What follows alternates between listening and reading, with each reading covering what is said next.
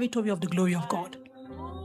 We have a church today that brags about the prophetic, that brags about the capacity to hear God's voice, but do not carry glory. Don't you understand that Cain had been chased out of the garden, yet he could hear God? There was no time in the Bible that God did not speak to men, yet they were not yet saved. That you can hear God does not mean that you are in God. That you can hear God does not mean that you have been violated to administrate on behalf of God. In fact, the fact that you can hear God is an instruction to return to God. The fact that you can hear God is God cueing you that there are deeper depths you have to get into. So God says to him, where are you, worshiper? Where are you? He said, I heard your voice and I heed. You see, the way you will know that your worship is going nowhere is if in the midst of your worship, there is still a part of your heart that is hidden from God. If there is yet a part of your soul that is not open and vulnerable before the Lord, oh worshiper, the serpent has set you up. Because you see, the consequence of the fall and the deception and the sin was that they could no longer bear the face of God. They could no longer stand the glory of God.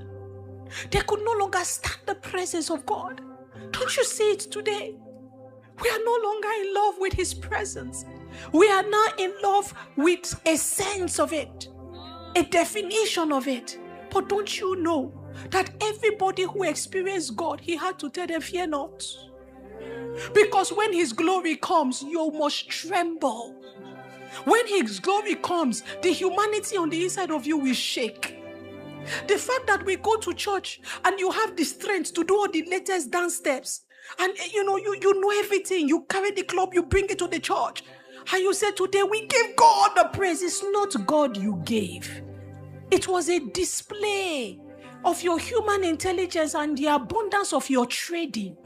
And you must understand something, oh worshiper, that every time you take what is holy and you trade it for what is unholy, it begins to build iniquity on the inside of you. And iniquity is not that you sin. Iniquity is that it changes you even on a cellular level. That is iniquity, because it is iniquity that is transferred from one generation to the next. Whenever a worshiper violates his consecration and retains it as a culture of violation, you know that you are not right before God, but still you remain in church, but still you lift up a song, but still you want to preach, but still you want to join every prayer meeting, and you do not repent. What happens is that iniquity becomes established, and iniquity is transferable to generations. This is the reason why you will see that when one generation